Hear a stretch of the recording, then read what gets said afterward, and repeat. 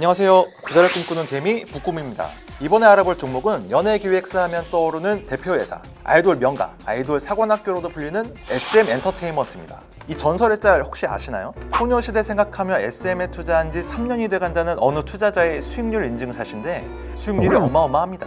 2008년 SM 주식에 2천만 원을 몰빵했는데 이게 3년 뒤에 6억 5천만 원이 돼서 돌아오는 기적이 일어납니다. 920원에 샀던 주식이 26,000원대까지 오른 건데요. 1년 뒤인 2012년에는 최고 7만 원까지도 올라갔으니까 만약 그때까지 SM 주식을 안 팔고 갖고 있었다면 엄청난 수익을 올렸겠죠?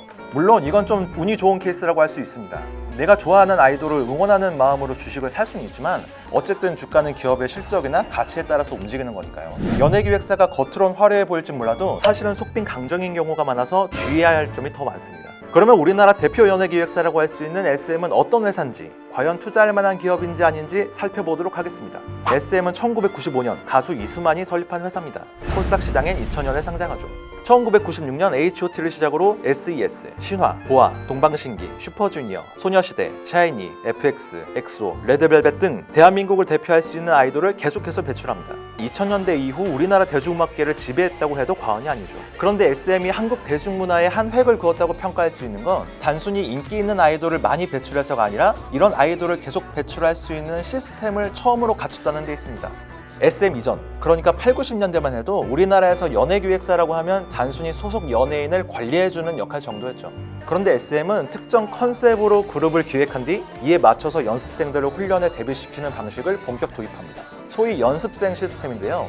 훈련 과정에서는 가수들의 개성을 강조하기보다는 기획사가 원하는 모양대로 다듬는 걸 더 중요시합니다. 소위 SM 창법, SM 아이돌 할상이라는 말이 괜히 나오는 게 아니라 실제로 SM이 아이돌을 만들 때 의도하는 방향이라는 거죠. 이 연습생 시스템의 장점은 일정한 수준 이상의 아이돌을 안정적으로 꾸준히 배출할 수 있다는 겁니다. 공장에서 제품을 찍어내듯이 아이돌을 만들 수 있다는 거예요.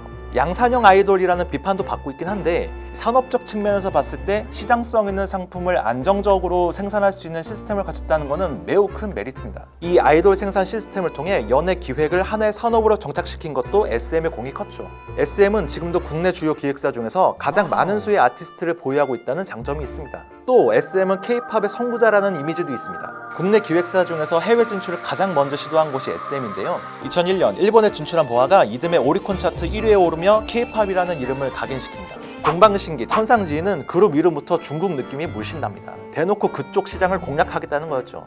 소녀시대는 일본에서, 슈퍼주니어는 중화권에서 큰 인기를 누렸습니다. 엑소의 경우 아예 한국에서 활동하는 그룹과 중국에서 활동하는 그룹을 따로 데뷔시켰을 정도입니다. 연예기획사의 해외 진출은 매우 중요한 포인트입니다. 규모가 작은 국내 음악 시장에서 내수만으로는 성장의 한계가 있기 때문이죠. 해외 시장을 적극 공략한 SM은 K-팝이 아시아 시장에서 주목받기 시작한 2010년 전후로 성과를 보게 됩니다. 2009년까지만 해도 20-30% 정도였던 해외 매출 비중이 2010년에는 절반으로 늘어납니다. 연 3-4발국에 불과했던 매출액도 이 시기를 기점으로 1,000억 원을 돌파하고요. 엔터테인먼트 회사가 내수 기업에서 수출 기업으로 변모하면서 성장의 질이 달라진 겁니다. SM 주가가 급등한 시기도 이때죠. 그런데 최근 주가를 보면 좀 지지부진합니다. 주가가 7만 원을 넘은 게 2012년인데 지금은 3-4만 원 사이를 오가고 있으니까요. 그동안 매출은 꾸준히 늘었는데 말이죠. 가장 큰 이유는 무리한 사업 확장입니다. 현재 SM에는 35개의 계열사가 있는데 연예기획사부터 공연사업, 경영 컨설팅, 심지어 본업과 상관없는 외식 프랜차이즈, 여행, 부동산 사업을 하는 계열사도 있습니다. 이게 엔터 본업만으로는 수익이 들쭉날쭉하니까 사업 다각화를 통해서 안정적으로 회사를 키워보자 이런 의도인 건데 문제는 대부분 성과가 좋지 않다는 겁니다. 2008년에 개점한 한식당 이테이블은 3년 만에 문을 닫았고요. 2012년 설립한 SM크라제는 1년이 채 되기도 전에 손실만 보고 청산했습니다. SM의 요식업 계열사인 SMFMB는 매년 적자를 보고 있고요. 다른 계열사도 상황은 비슷합니다. 올해 2분기만 해도 드림메이커, SMCNC, 키스트 등 다수 계열사가 적자를 기록합니다. 계열사가 많아지면서 연결 재무제표, 즉 계열사 실적을 다 합친 매출액은 지난해 6천억 원대까지 오르긴 합니다. 그런데 이 회사가 얼마나 돈을 잘 버는지 알아볼 수 있는 지표인 영업이익률과 자기자본 이익률을 보면 한 자릿수대로 저조하죠. SM 주식에 손이 잘 안 가는 이유는 또 하나 있습니다.